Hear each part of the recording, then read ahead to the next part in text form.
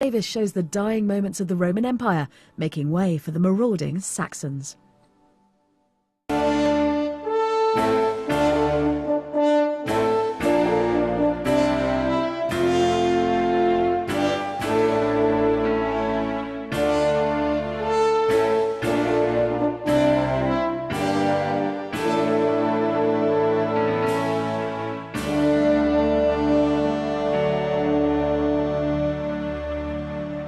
To keep the people happy, the Romans gave them, as the saying goes, bread and circuses. Wrestling, boxing and gladiators entertained them in arenas like this one at Caerleon in South Wales. Every town had its arena, and there were over 150 public holidays every year. The idea was that if you kept the natives happy, they wouldn't revolt. But by the 4th century AD, things were starting to go wrong. All the gladiators in the world couldn't prevent the beginning of the end of the Roman Empire.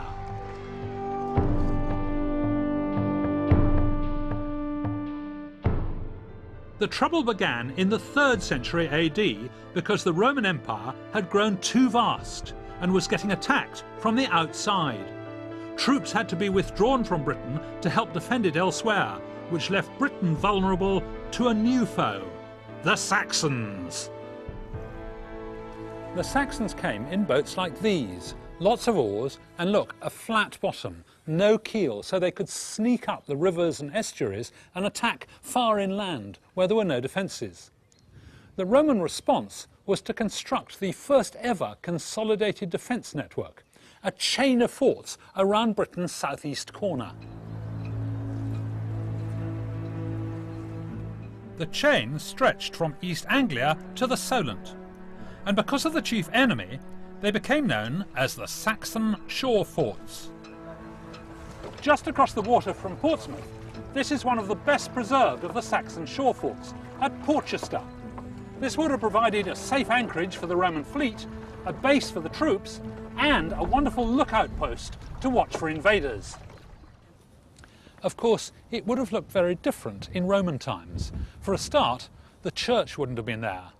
For another thing, they laid it out in their standard pattern for an army camp. So there would have been a road up there where it still is, and another one running from side to side the other way. All the buildings were wooden, laid out in a grid pattern between the roads, with the barracks and the bathhouse and all that sort of thing. The buildings have long gone, but the walls are still there. Indeed, they were used for more than 1,000 years after the Romans left, which is an incredible tribute, both to the skill of the Roman engineers and to the material they used, concrete. Someone who's spent a long time studying Roman concrete is Tony Rook. Now, Tony, you reckon all this stuff is Roman? This is Roman up to about here somewhere. And then above that, it's all bodged and patched and all sorts of things have happened to it over the years. Right, but these bottom bits definitely Bottom Roman. bits are definitely. So where did they get all the chalk and the flint from? Well, luckily, of course, they use local material. Luckily, just across the way here, just across the other side of the other side of the water, we actually have, you can still see across there, a great big chalk pit. Yes. And the flints occur actually in the chalk, inlined in the chalk. The flints are like bricks held together by lime mortar. Together they form a type of concrete which sets very slowly. This type of material was used for most of the Romans' defensive walls. Now, Tony, you ready to go? Yep. Right, so how did they make the walls here? Well, they started off with the chalk, the local limestone. Right? Okay. If you take that and you heat it in the kiln until it's red hot, Yeah. it loses a lot of weight, Yes. and it becomes what's called quicklime. Okay. It's called quick because it's very reactive. Okay, so what does that look like? Well, it looks exactly the same. But Right. we've got the specimen here which has been crushed. Okay. And if we take that and we add water to it, you'll see what happens. Okay, so it's one shovelful. Well, let's put a couple of Okay, shovels. you're Let's on. be Okay, generous. how much water? Oh, enough to make it just look wet at the Okay. moment.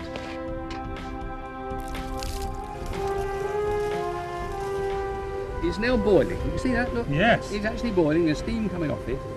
And what's happening is that the weight which was lost, which was carbon dioxide, is now being replaced with water, And that is the stuff that the Romans used to mix with sand. You mix that with sand, and that produces your mortar. Right, so this is now slaked lime. That's now slaked lime, hydrated lime. It's now a lime mortar. It's a bit wet, actually, isn't it? What they used to do was to take 1 part of that Right. to 3 parts of sand. So if I take 3, so that would make the sort of mortar they've used here. The sort of mortar. And shall I start mixing it? Oh yes, please do. Yeah. Okay. So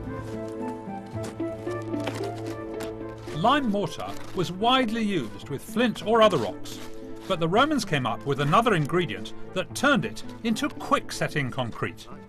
what the Romans discovered was that they had a volcanic ash, which came from Puteoli, Right. which is north of Naples. Yep. There are other places it comes from, and that's some of the stuff. This stuff? there. Yes.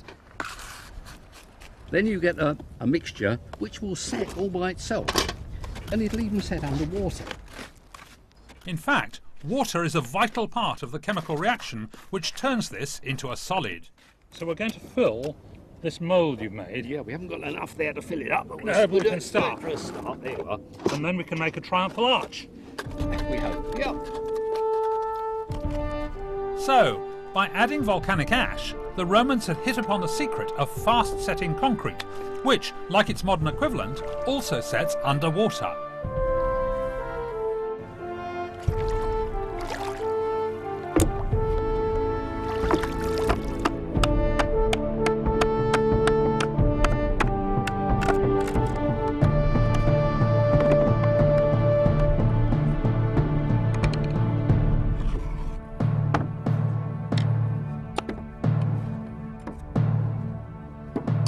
That's set really well. We only need a couple of hundred more, and we could build an aqueduct. The water doesn't seem to have bothered it at all. Porchester and the other Saxon shore forts laid the foundations for nearly 100 years of peace in Britain. But the restlessness across the Channel began to stretch the resources of the Roman army. By the end of the 4th century, the Roman Empire was in real trouble.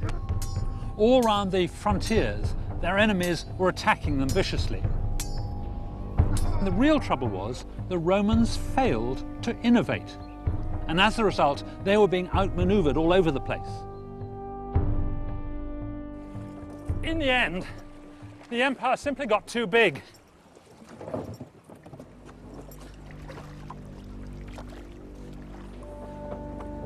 The empire was simply unable to adapt to the changing circumstances, especially when the enemies were battering at their gates. And so they gradually withdrew their troops from places like Britain, never to return. But as the administrators and the military left, a lot of the technical skills gradually faded away.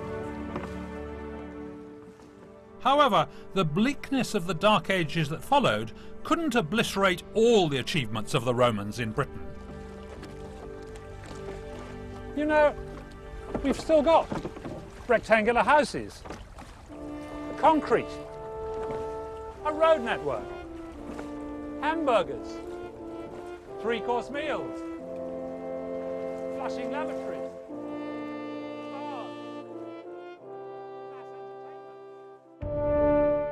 In just over an hour here on BBC4, we bring you a brand new history series exploring the effect of the Celtic rain on the UK.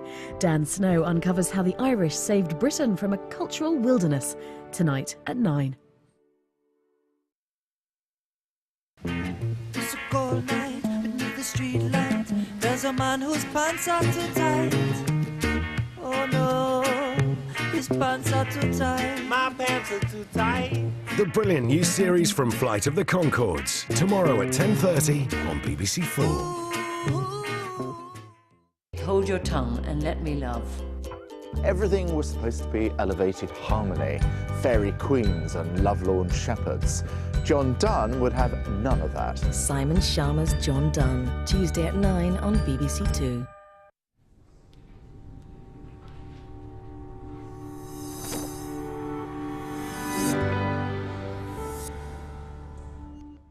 Exploring a feat of Roman engineering of the ancient world now on BBC4.